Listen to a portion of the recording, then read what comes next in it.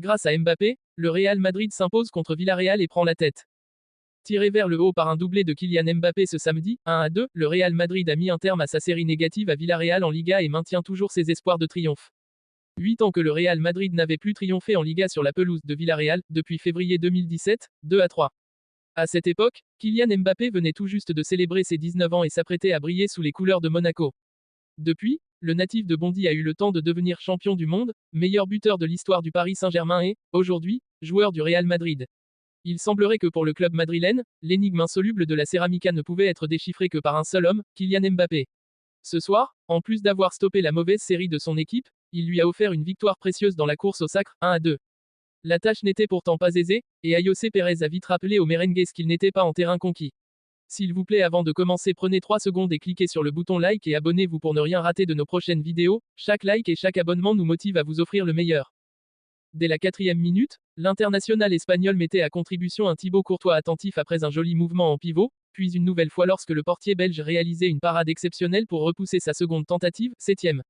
Finalement, il ne pouvait rien quelques instants plus tard sur un corner adverse, lorsque Tchouaméni voyait le ballon ricocher involontairement sur lui, profitant ainsi à Foyt, 9e. Les vagues offensives se multipliaient devant le but madrilène, mais Courtois tenait bon, 17e, 31e, jusqu'à ce que Mbappé fasse basculer la rencontre. 31 buts sous le maillot du Real Madrid pour Mbappé. L'international français, opportuniste, suivait parfaitement une action initiée par Brahim Diaz, dont la tentative piquée était repoussée par Conde. Il égalisait d'une demi-volée précise au point de pénalty, 17e. Mais son chef-d'œuvre était sans conteste son deuxième but, le 31e depuis son arrivée dans la capitale espagnole, lorsqu'il était servi par Lucas Vazquez à l'entrée de la surface. L'ex-parisien analysait instantanément la position de Conde avant d'armer une frappe à mi-hauteur, qui donnait l'avantage au sien, 23e. En l'absence de Vinicius, resté sur le banc comme Rudiger, Mbappé régalait aux côtés de Rodrigo, son complice privilégié. Le Brésilien était tout proche d'aggraver la marque après un 1-2 avec le Français dans la surface, mais son tir terminait dans le petit filet extérieur, 31e.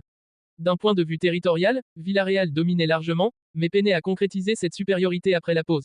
La frustration s'installait progressivement, et Foyt, proche d'inscrire un doublé, protestait après un coup reçu au visage de la part de Bellingham, qui s'en sortait sans avertissement. Dans une fin de match désordonnée, où Villarreal tentait sa chance 14 fois de plus que son opposant, aucune équipe ne parvenait à faire trembler les filets, un scénario qui faisait le bonheur des merengues. Grâce à cette victoire, ils reprennent provisoirement la tête de la Liga et creusent un écart de 3 points sur le Barça, qui compte toutefois 2 matchs en moins. De leur côté, les hommes de Marcelino occupent la 5e place. Carlo Ancelotti met la Liga en garde après le succès contre Villarreal. Le Real Madrid vient de traverser une semaine capitale. Mercredi, les merengues se sont mesurés à leurs voisins, l'Atlético, lors du 8e de finale retour de la Ligue des Champions. Après une qualification arrachée au bout de la nuit au tir au but, la Maison Blanche a dû enchaîner avec un nouveau duel de haute intensité en Liga face à Villarreal, ce samedi. Une programmation qui a mis les organismes à rude épreuve et qui n'a clairement pas été du goût des champions d'Espagne en titre. Carlo Ancelotti n'a d'ailleurs pas manqué d'exprimer son irritation. Présent en conférence de presse après la victoire face au Sous-Marin jaune, 2-1, le technicien italien a affiché son agacement face à l'enchaînement des rencontres imposées à son équipe, allant jusqu'à brandir la menace d'un refus de jouer dans de telles conditions à l'avenir. C'est la dernière fois que nous disputons un match avec moins de 72 heures de récupération. Nous avons sollicité à 2 reprises un changement d'horaire auprès de la Liga, mais rien n'a été modifié. C'est terminé. Après avoir déjà dénoncé certaines décisions arbitrales ces dernières semaines, le Real Madrid choisit une fois de plus d'adopter une posture ferme face aux instances du football espagnol. Marcelino analyse la défaite de Villarreal contre le Real Madrid. L'entraîneur de Villarreal, Marcelino, est revenu sur la défaite de son équipe face au Real Madrid lors de sa conférence de presse d'après-match. L'analyse de la rencontre. L'efficacité dans les deux surfaces a été déterminante. Nous avons réalisé une très belle prestation face à un adversaire composé de joueurs de classe mondiale, notamment sur le plan offensif. En première période, nous avons manqué de réalisme, ce qui nous a coûté cher. Je suis fier de l'implication et de l'engagement de mes joueurs, mais le résultat est injuste. Nous avons ouvert le score et eu plusieurs opportunités pour inscrire un second but. Malheureusement, nous avons connu un passage à vide de 8 à 10 minutes dont l'adversaire a su tirer profit en raison de notre baisse d'intensité défensive. Nous avons tenté notre chance à 23 reprises aujourd'hui, il faut continuer à insister. Les plaintes du Real sur la programmation. C'est un avis que je respecte pleinement, Carlo a son point de vue. De mon côté, je préfère me concentrer sur le contenu du match.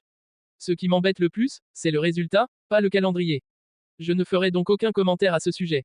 L'aspect physique. Nous avons dû lutter contre vent et marée. Il y avait aussi une fatigue mentale, car nous nous sommes procuré des occasions sans parvenir à égaliser.